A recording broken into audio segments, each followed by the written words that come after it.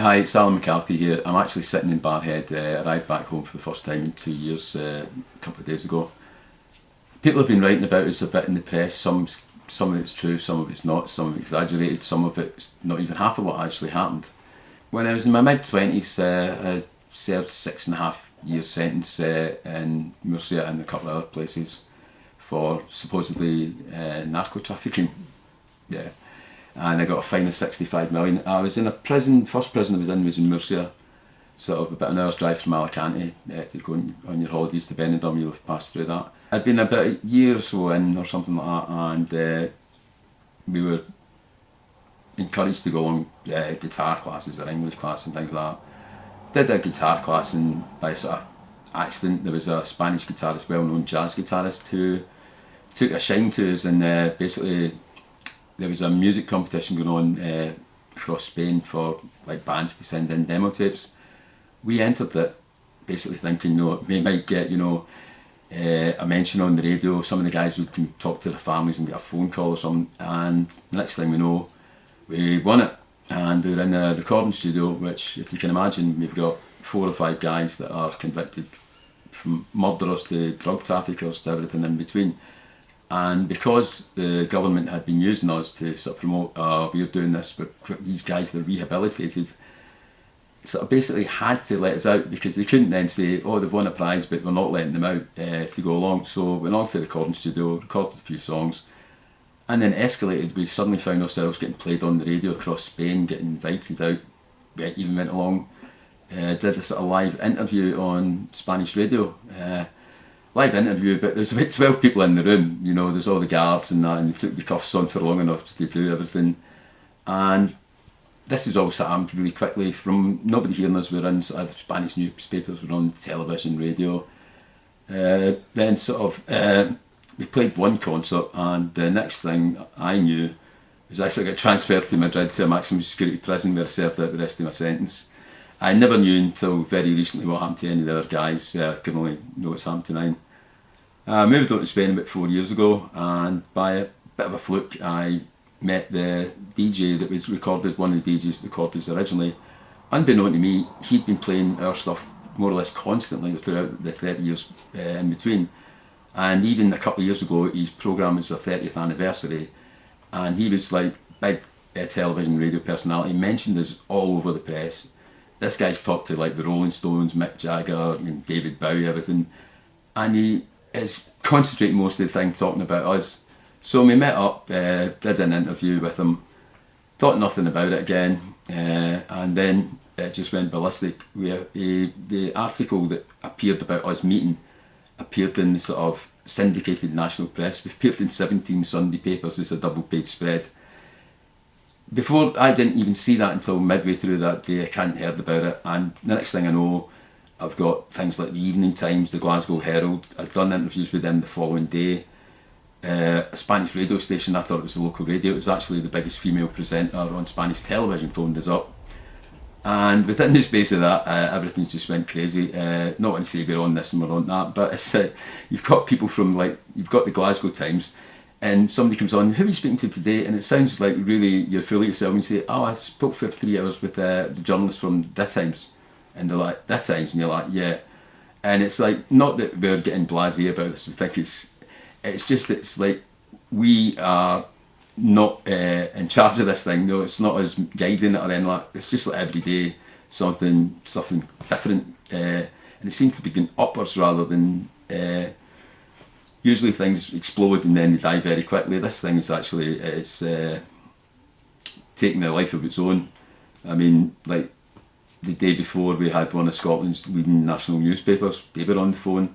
Shortly after that, the Scottish television phone, and it seems to be it's not letting up, so who knows where it goes from here.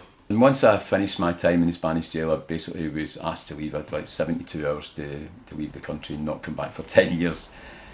I sort of thought I would go through the whole sort of customs routine, because I didn't even have a passport, and all I had was a bit of paper with leave Spain immediately. And I got home, and at Glasgow airport I was expecting to be held up for hours. Instead I get straight through.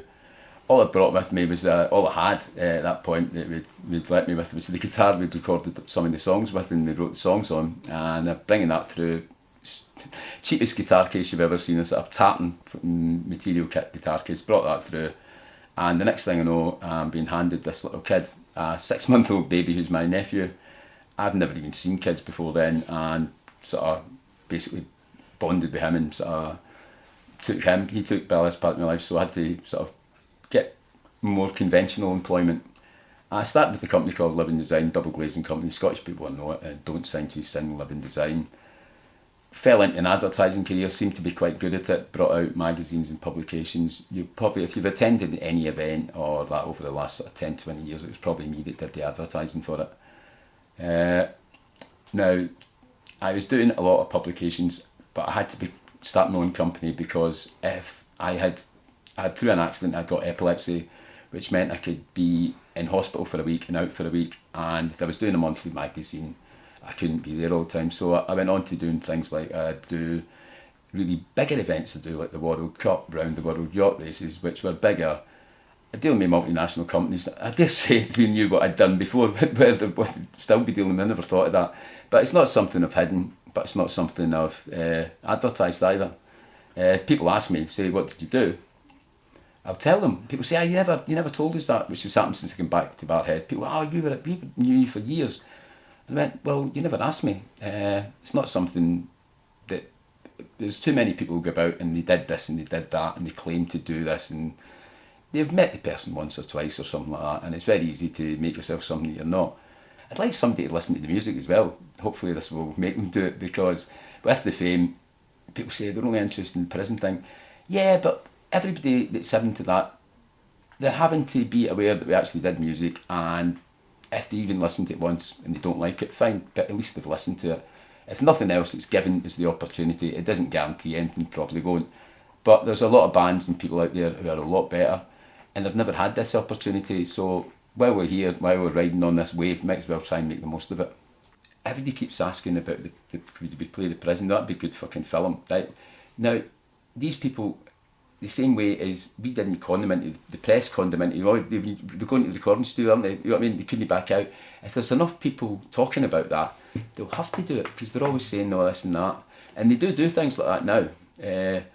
And I can't say anything that I can't guarantee, right? Because people promise things. Now, I know for a fact he's been with, they've seen like that DJ and his and their pals, who are all mega influential around that area. They just love it. It's their pet thing. So if I say I'm going to play there, that'll be it. They'll be talking about that, and that will get it. One does it, and it's like that kind of stuff I can guarantee. I can't guarantee, that I put that out there. I can guarantee that people see it. They go to play anywhere, just, what I play. I could pick and choose now. I can't believe how big it's got. It seems to be doing that as though it's destined to do something like that. People that I told 30 years ago that was in a band were like, yeah. And like, if you say that a few times and that's the reaction you get, you stop telling people, because like you don't want to sound like an idiot. And even same people heard it and went, all right, but that's not you singing, or that's not you playing the guitar.